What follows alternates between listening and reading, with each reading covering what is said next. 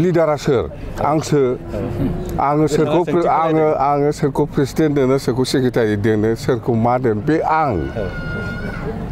जाम्बालाय बेहा गैला बेहा सेस जोब्बाय एक्सपेक्टनिफ्राय होखारबाय जों बेखौ दुलाराय गुदि बाथौ आफादनि सानथामनि हाबाफारि लानानै जिथु खुंनाय मेल दिनै सेकेन्ड डे गाबोन जोबथा सान माने गाबोननो जोबगोन दा जेखिजाया आङो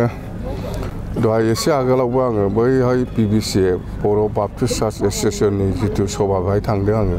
गोसोखौ जोबोद मोजां मोनदों आरो बेवहायबो फैनानै दुलाराय गुदि बाथौ आफादनि जिथु सानथामनि हाबाफारि लानानै लेंनाय जिथु सभा एबा कनफारेन्स बेवहायबो थाफानो मोननानै गोसोखौ गोजोननाय मोनदों आरो आङो बुंदों बे बाथौ सान जे बोसोराव खेबसे लकेल हलिडे जोङो मोनो बियो बिपिएफ सरकारनि समावनो जानाय होननानै आङो फोरमायदों आरो गुदि बाथौ आफादखौ फोथांनायनि बेलायाव जिखिनि सहाय खालामनांगौ देनां गभर्नमेन्ट फैबा आं खालामगोन होननानै खोथा होदों मथथे बाथौआ जाहैबाय बर'नि गुदि धोरोम हयथ' सोरबा दिनै सोरबा ब्रह्म जानो हागौ सोरबा ख्रिस्टान जानो हागौ खिन्थु बर'नि गुबै आसल धर्मआ मा होनोब्ला बुंखानांगोन जे बाथौआनो बर'नि गुदि धोरोम होननानै दा जायखिजाया बेखिनियानो गोसोखौ मोजां मोनदों फैनानै बास सरकाराव फैयोब्ला बाथौनि खामानि मावगोन मा आं मावगोन खालि बाथौनिल' नङा बयबो धोरोमनि थाखाय आं खामानि मावगोन स्पेसियेलि बाथौखौ आं बुंबाय दिनै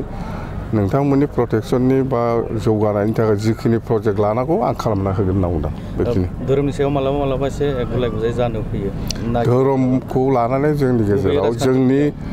जोंनि बिपिएफ पार्टियाव धोरोमखौ लानानै जेबो गुलाय गुजाय जाया आरो जाफेराखैबो आरो जानायबो नङा जों बयबो धर्मखौ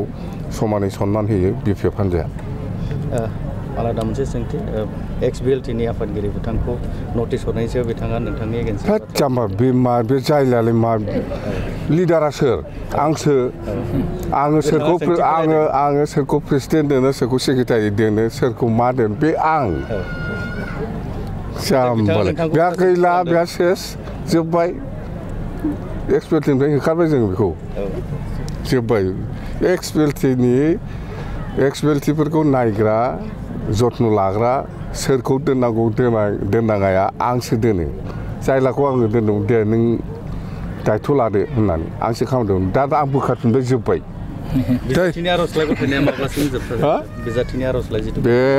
र' एसे टाइम दंबावो 15 तारिखसिम होदों जोङो दे थेंक इउ